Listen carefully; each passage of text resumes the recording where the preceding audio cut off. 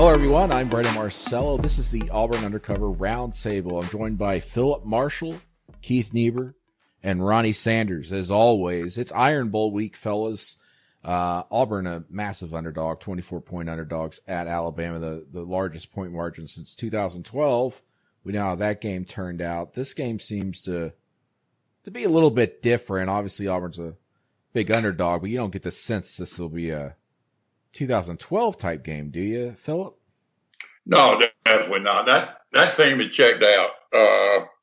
Had already been beaten 63-21 by Texas A&M and 38-0 by Georgia. When I've never seen a team try harder not to score than Georgia in the second half of that game.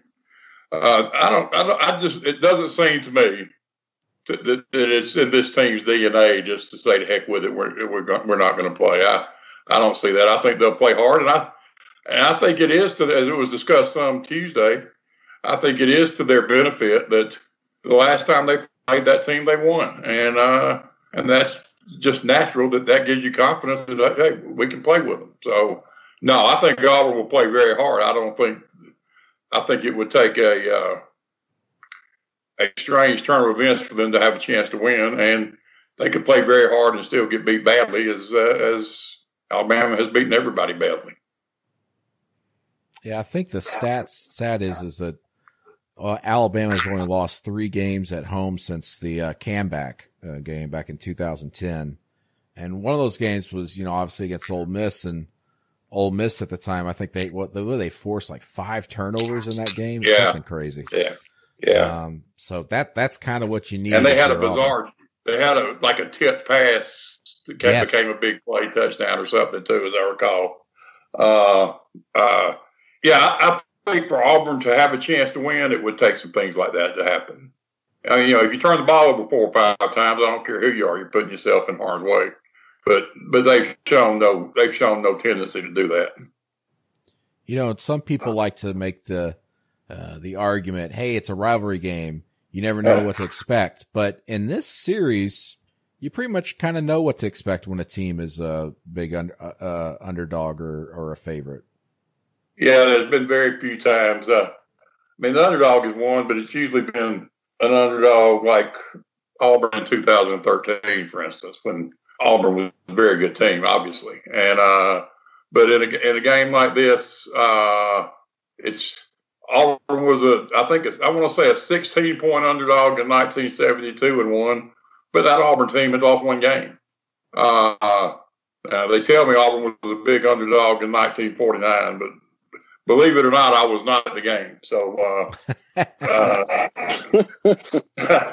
but that's definitely the biggest upset in the history of the modern history of the series, which started back in 1948. But most of the time, really a huge majority of the time, when one team has been substantially stronger than the other throughout the season, that team wins the game. And I think a lot of that is because it's a rivalry game, because they're both going to play hard. They're both going to play really, really hard. And so if all that's equal, then the better team's usually going to win. Ronnie, you've seen this rivalry up close and personal yourself.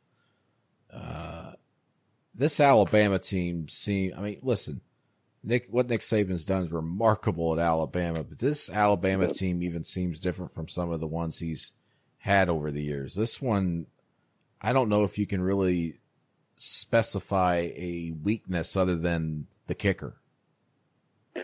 Yeah, and that seems to be a recurring problem. But, the one thing Nick does, and I was talking to an agent about it the other day, and he said, Nick evolves. And that's one, if you look at this offense now versus, a few years ago, it's completely different. And, Coach Enos and Mike Lockley deserve a lot of credit for the job they've done running the offense. And it's been really, really impressive. You got to give Nick credit for being able to change when he needed to change.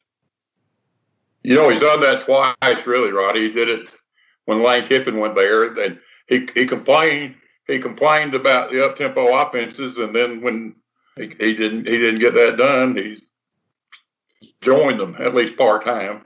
And And now, I mean, if you look around, I mean, that the NFL level and the college level has become such a quarterback game. I mean, his quarterbacks are so talented, and he was willing to take advantage of that. And I agree with you. I think that's to his credit, and I think that's you better be able to adapt. If you can't, you're going to be in trouble. And he has done that. Bear Bryant did the same thing. He was able to adapt. He threw the ball, then he ran the wishbone, and I think that's crucial. And Saban obviously has done it better than anybody. And kind of lost in this is their defense has pitched 2 straight shutouts against SEC teams. Yeah, they're a pretty hard team to beat. Yeah, I mean, their offense is a little bit better than their defense now. I mean, their offense is top 7 in the country in 4 of the 5 major categories recognized by the NCAA. Their defense is top 10 in 4 of 5 categories, major categories, recognized by the NCAA. I mean, it's as good as it can get for a team, really. And this is a Alabama team that their closest game is a 22-point victory, against Texas A&M in a game that wasn't even really that close. This team just looks invincible at times. And yet, as Auburn's players have said, they're not afraid of them because they beat them last year. Obviously, it wasn't the exact same Alabama team, and they're going to be facing a better quarterback right now who's thrown 31 touchdowns against only 2 interceptions. But when a lot of fans, Auburn fans, going into this game, and you can tell just on our message board and Twitter, social media, they kind of just have resigned themselves to the fact that Auburn's going to lose, and that's that. And it might be a blowout. I would guess, Phillip, and you've been around, what other years have been about where people just knew what the result was going to be for Auburn, whether it was win or lose? Maybe during the Tuberville years, well, 2012. 2012 for sure. I really don't think during the Tuberville years, because he won 6 straight until his last one, and even though Alabama was clearly better that year, I still think Auburn people hung on to the hope that, well, they just don't think they can beat us. We've beaten them every year, and didn't turn out to be the case. Of course, it was 36-0. But before that, certainly during the previous years, during Bryant's heyday, there were years when it was obvious that Auburn just couldn't match up. But most of the time, Auburn people have had hope. Even maybe it was misplaced hope, but they still had hope. And it's a little bit strange this year because it's this Auburn team is not without talent, and it's a team that could just extremely easily be 10-1 instead of 7-4, and so I guess I'm a little bit surprised there's not more hope than there is. But this season just seems to have really done a number on the psyche of Auburn people, even though there's been. In fact, I added up the other day. In the last 28 Iron Bowls, Auburn's had 4 more losses 14 times going into the game. So it's not like it's a strange occurrence. I think, but it all goes back to last year and the way the season ended after the tremendous high of November, and then Alabama and Georgia getting in the game anyway, getting in the playoff anyway, and then the loss to Tennessee this year. That was as damaging a loss as I think I've seen in a long time. It was that one really, because Tennessee they really playing a really good game against Kentucky, notwithstanding Tennessee's not any good, and as we saw last Saturday. But it's very unusual. It's very unusual to see it like it is now. I don't know that I've ever seen exactly the same circumstances. It's almost like 2012 was an awful team. That had been proved by the time they got to Alabama. There was no way Auburn could win that game. Everybody knew it. It's almost like Auburn fans just don't want to have hope after that Tennessee game now. Yeah. Because a lot of them are so frustrated with what's happening with Coach Malzahn and the offense and everything. And they've kind of just resided themselves to the fact that, Alabama's going to steamroll us. Then we'll go to a bowl game and, Gus Malzahn's 1-4 in bowl games. So who cares? They've checked out a little bit. Now I say that, then kickoff will arrive Saturday and everybody will be fully invested again. Maybe at least until Alabama's up 21-0 or something, if that happens. But, it's been an interesting year, as you said, Phillip. And, as we've mentioned on the podcast last week, we're all expecting changes of some sort for Auburn's staff, after the Iron Bowl. What's the latest you're hearing, Phillip and Ronnie, on, what's going on, behind the scenes at Auburn and just what could potentially happen here in the next week or so? Well, I don't think there's much doubt in anybody's mind that this will be Chip Lindsey's last game, whether of his own volition or not. I think that it's not hard to see that has been a less than ideal situation for most of this season. As I've written, what I understand is that there are still decisions to be made about what's going to happen with Gus, and that's certainly not to say he won't be back. We all know what Alan Green said and what Stephen Leach said, but I think that'll be something to watch next week as well. Yeah, I mean, I've heard pretty much the same thing. I mean, I think that going back to what we were talking about earlier, I think one reason that the fans are seeing some of the dysfunction that a lot of us kind of know about, but maybe the general fan base doesn't. And there's a lot of internal dysfunction, starting between Gus Malzahn and Chip Lindsey, and so that shows up on the field. And so it's going to be really, really interesting to see how it plays out. I mean, you may even have a situation where Chip Lindsey is no longer with the football program as of Sunday or Monday, but Malzahn's future may not be determined for a couple more days. So it's really it's an interesting thing. It's going to be really, really interesting to watch and see what happens. It's I think it's again, it's a strange situation to them. I mean, I guess it depends on what you want to look at. I mean, he's won an SEC championship, and he's been to the championship game twice in 5 years, and been to the Sugar Bowl once. And but right now, fans, or at least the ones I hear from, and the post on our message board, seem to be fixated on those 4 or more losses, which I'm not sure is quite fair for last year, but other than that, it is. And whereas I think maybe if they felt more of a connection to Gus, they might tend to look more at the other side of it. But if he's made one mistake in my mind in his 6 years of seasons at Auburn, it's not ever really connecting with Auburn people and making them feel like he wants to be one of them. And well, Phillip, I think you're 100% right. I mean, if you look at Tommy Tuberville was around Auburn for 10 years and had 4 more losses 7 times. And so, but he connected with Auburn people and he made people feel like, they were welcome to be around and that sort of thing. I mean, but Auburn also has a history of,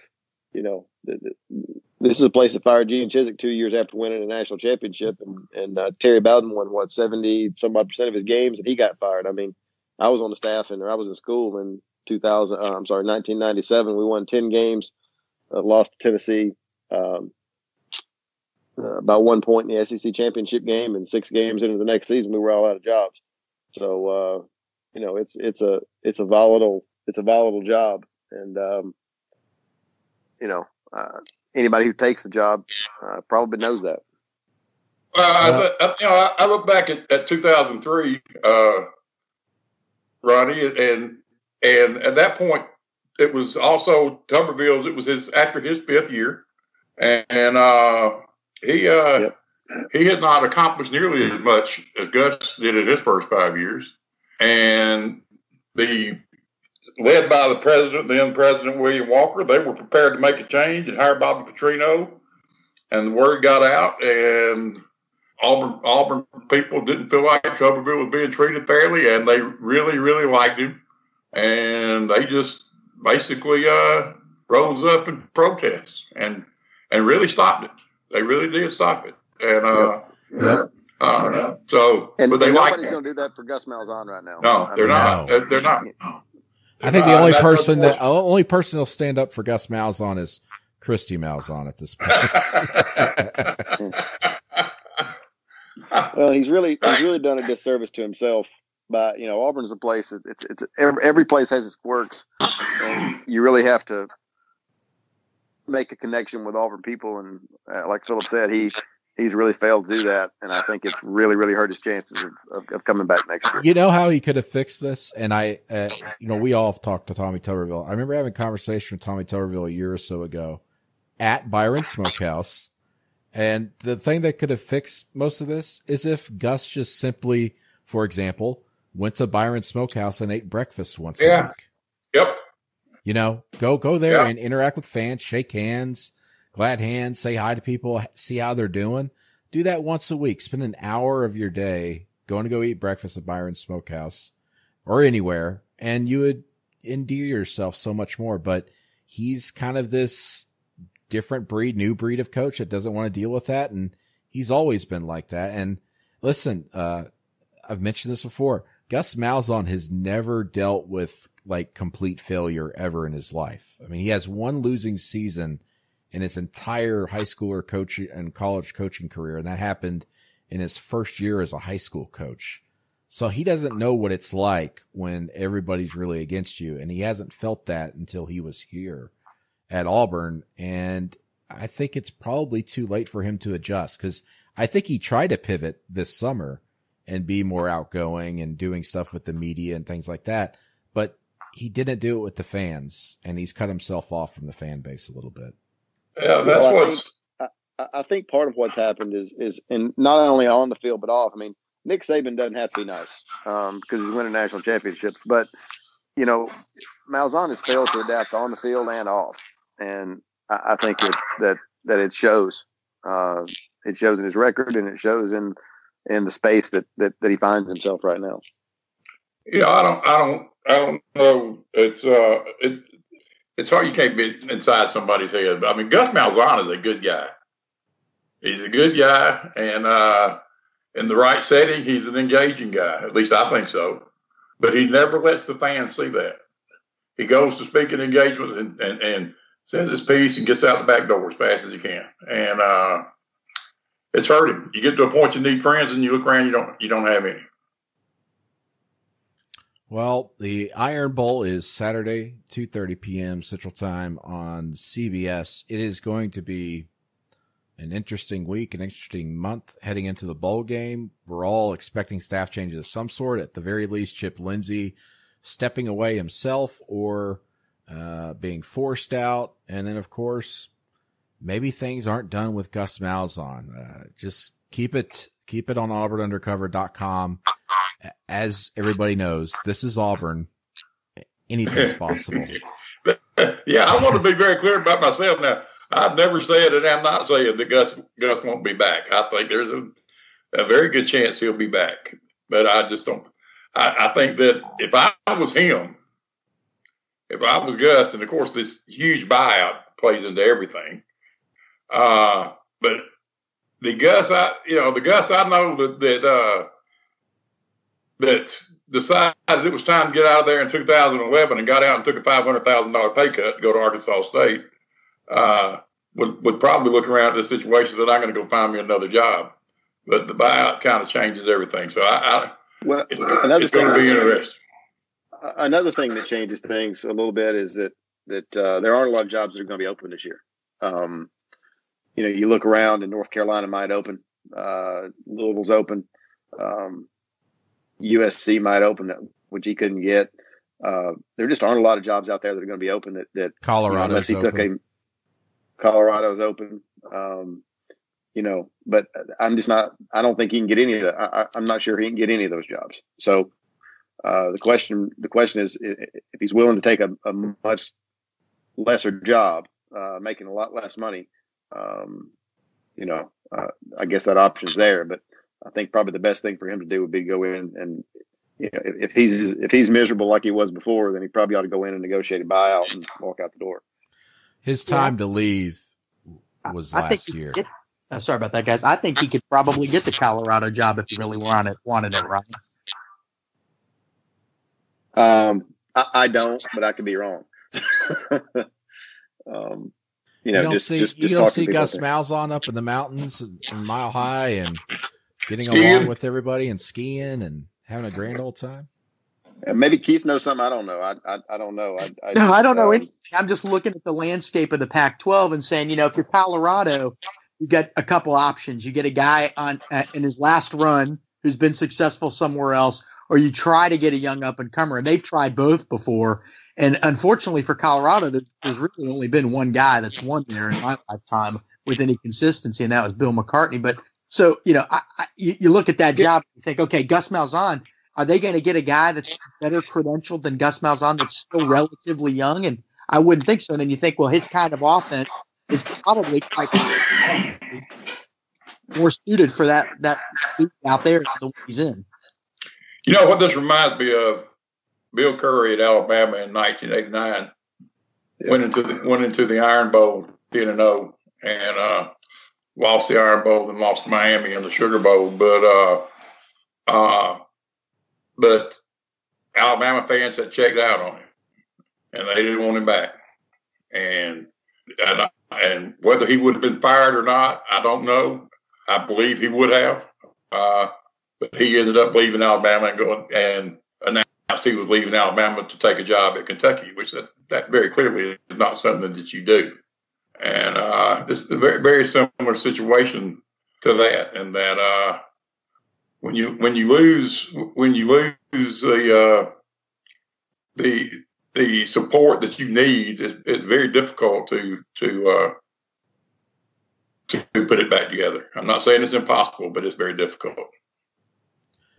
Keith, I'm wondering, considering all this talk, and even with Chip Lindsey, how does this affect things with the biggest recruit out there right now in Mr. Kelly Bryant, who is officially visiting Auburn next week? Well, I got to tell you, I don't think so far it's had much of an impact because Gus Malzahn has really taken the reins on that recruitment in particular. In fact, when Kelly Bryant, the former Clemson quarterback, when he visited Auburn a few weeks ago, he spent most of his time with Gus Malzahn and not nearly as much time with Chip Lindsey. So, he's going to be in there sometime next week or next weekend. As of last night, as of Tuesday night, I should point out, that was still to be determined. Auburn may want it by next weekend because by next weekend, there's probably going to be some resolution. You're going to know at least partially where things are headed at the offensive coordinator position. Is Chip Lindsey gone like people think? And already, quite frankly, Auburn may have a new OC in place next week if Chip's not there. So that could benefit. Now, right now, Kelly's looking at the school. There's some debate. Is he an NFL caliber quarterback? It's not for me to determine, but he wants to get the best shot of getting to the NFL. So he's looking at these schools and he's saying, okay, at North Carolina, Mitch Trubisky was developed there. At Missouri, Derek Dooley, believe it or not, has done a good job with Drew Lock. Yes. And so he's looking at who's going to be the best guy for me. And so it's too early to say. Again, Gus has handled this and probably smartly so, knowing that, Chip's situation. And then once they figure out if Chip is gone, I got to keep throwing that caveat in.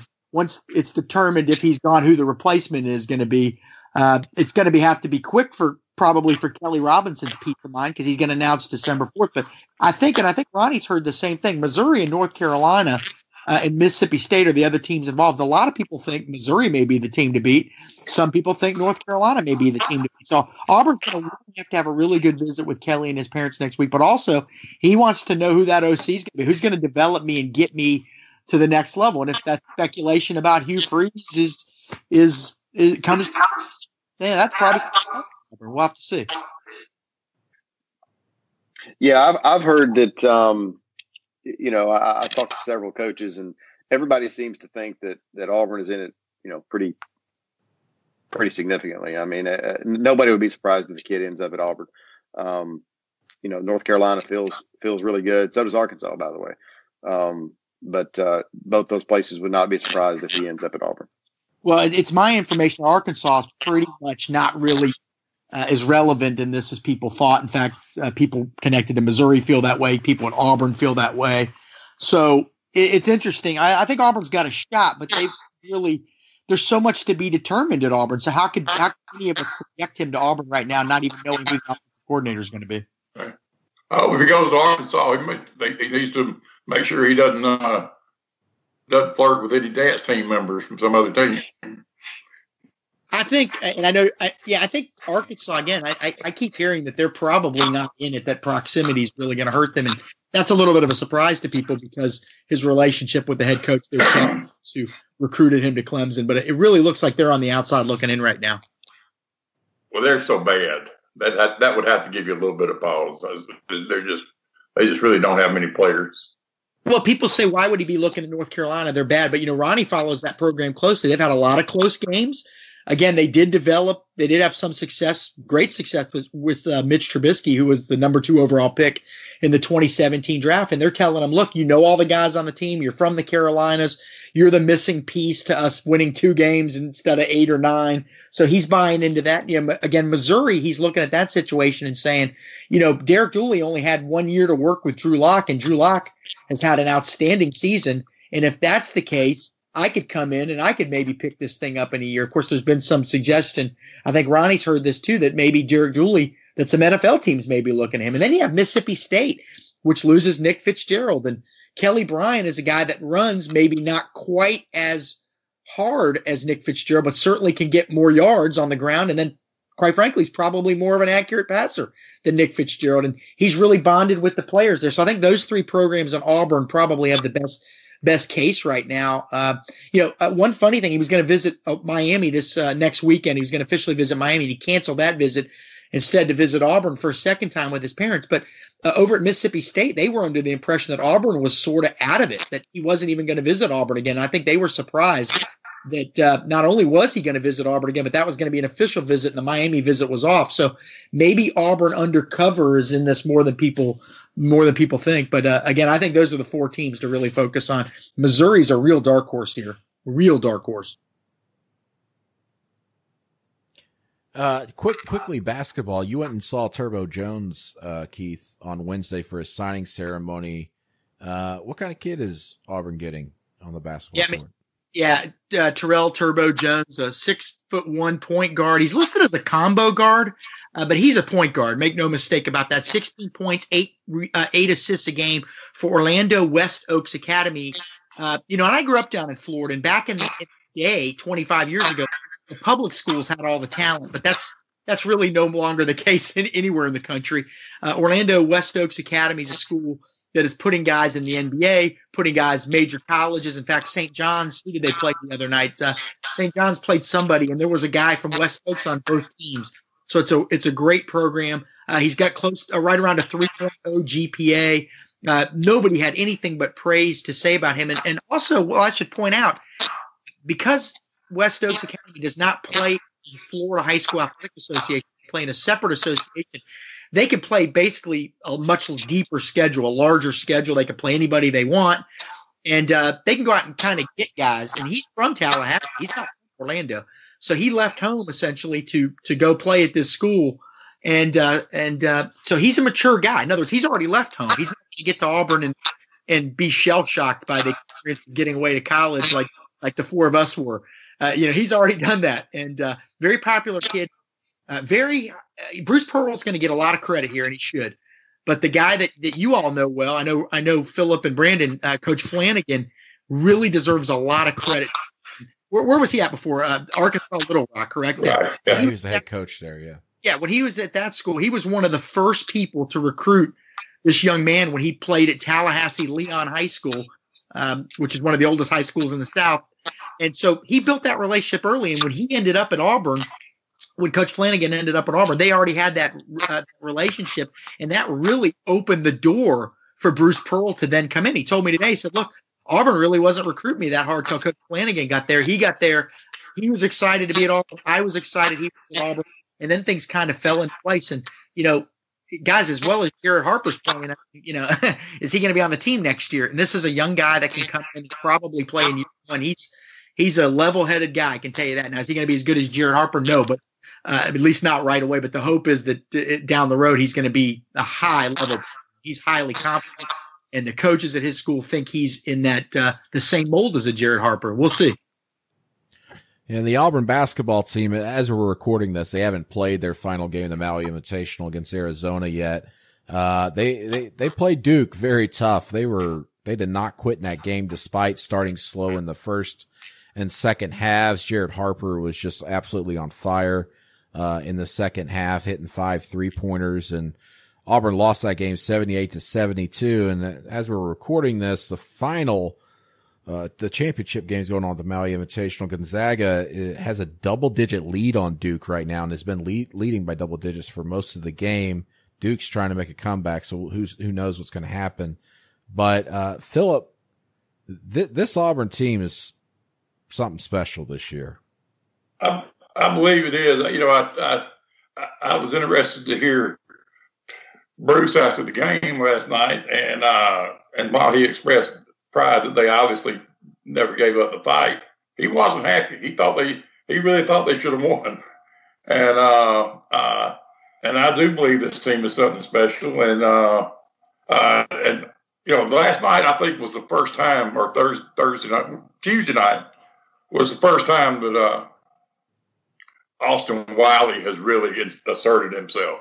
And if he continues to do that in combination with Bryce Brown and Harper at the guards, and with Chumo Kiki, who is probably the best NBA prospect they have, maybe, they're going to be really hard to deal with. And they'll be even harder to deal with when they get Daniel Purefoy back and he gets kind of reacclimated to things.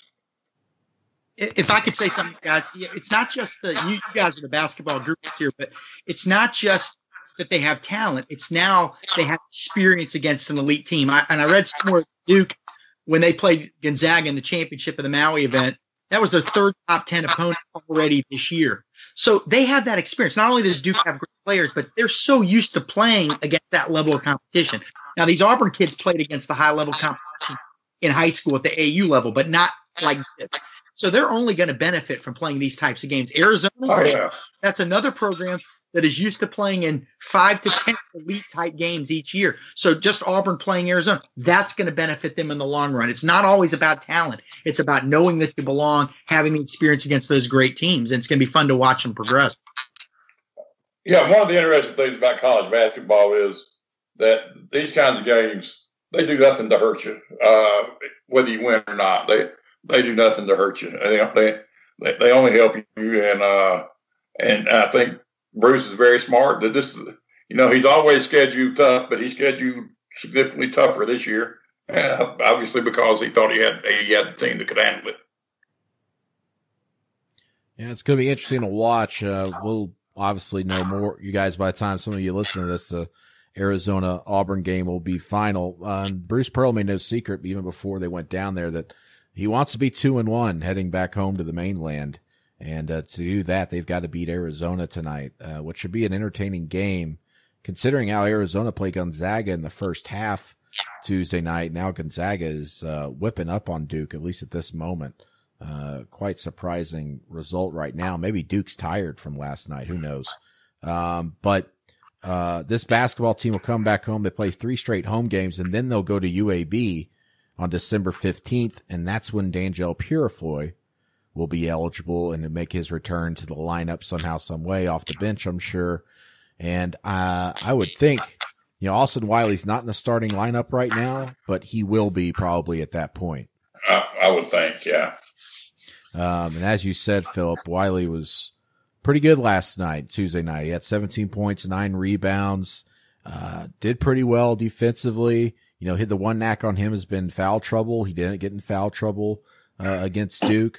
Found his lanes, did a good job slipping screens against Xavier and also Duke to get open in the paint. And I really like this Auburn team, the way they play together. The one thing, their one weakness right now, at least early in the season, is bench production. They've got to get more points off the bench. Yeah. Bruce has talked about that a lot, and I think Samir Dowdy is one guy that needs to play better than what he's been playing for sure. And but they do need that, and that pure point return should help that too. And though it's not realistic to think he's going to jump out there and be 100% right out of the gate, but they got, I think, a chance to do a lot of really special things. Ronnie, I want to end this podcast just kind of checking with you about what's going on nationally behind the scenes with all these college football jobs, and also just college football in general, and kind of what we've learned this season at multiple programs across the country. Well, I think right now people are watching USC and North Carolina. I heard a couple of weeks ago that North Carolina was probably safe. They were going to make some changes staff-wise, but the last couple of days it seemed like that that may not be the case. That Larry Fedora may not make it. I think his future is still to be determined. Same thing with Kim Helton at USC.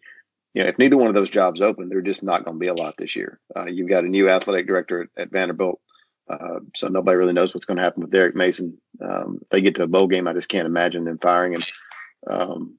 But it's a slow year. Last year was a huge year. At Louisville, it looks like they're going to try to hire Jeff Brom at Purdue. A name that has popped up for his, may have been Keith that told me this, a name that's popped up that I've heard a couple of times now is Mel Tucker up at Purdue. So, but that's a better job than it was. They've invested in facilities and that sort of thing. So, but again, not a lot going on on the coaching front. Interesting times. Something happened at Auburn. That would probably be the biggest job opening there is, I would say. Yeah, I mean, if USC were to open, it'd be Auburn and USC. Right. But if no USC, Auburn by far would be the biggest job open. And look, there are some interesting names out there. Where would Auburn go?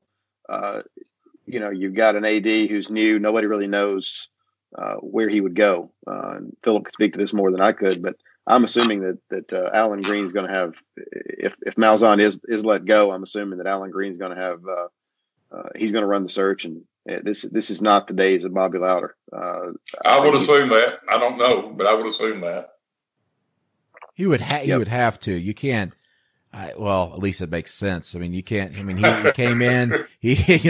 This is Auburn. He came in. He inherited the coaching situation. If they're going to make a change, you let the new AD handle things. But who knows? Like you guys said, I'm of the belief that Gus Malzahn is going to be here next season, but anything can happen. Who knows? And I didn't believe that this morning, but it's just, things are always strange, and it's not going to be boring here.